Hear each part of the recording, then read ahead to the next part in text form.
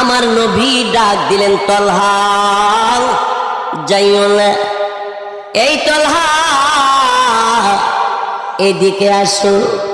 তলহা রাদিয়াল্লাহু তাআলা নবীজির ডাকে নবীজির কাছে আবার আসলেন।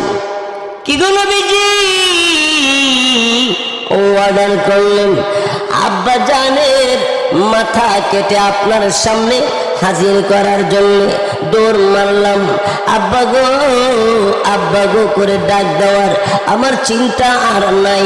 আমার চিন্তা হলো নবী যদি খুশি হয়ে যায় আমি এটাই করব না। আব্বাকে বেশি ভালোবাসো, আমি বুঝতে পেরেছি আব্বার চাইতে আমি নবীকে তুমি বেশি ভালোবাসো। আয় তলহা আমার কোলে আয়, আমার বুকে আয় রে।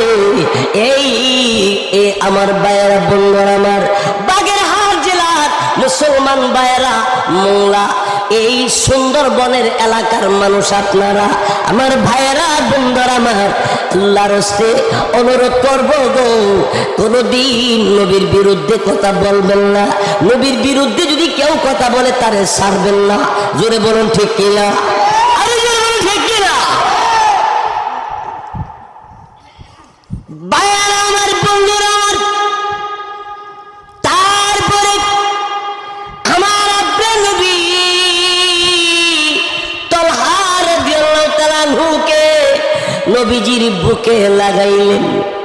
তলহার ভাগ্যটা কত ভালো, নবীর বুকের সঙ্গে তার বুক লাগছে। তলহা নবীজির বুকের সঙ্গে বুক লাগায় বলে, নবী গো, এত শান্তি কোনোদিন পাই নাই।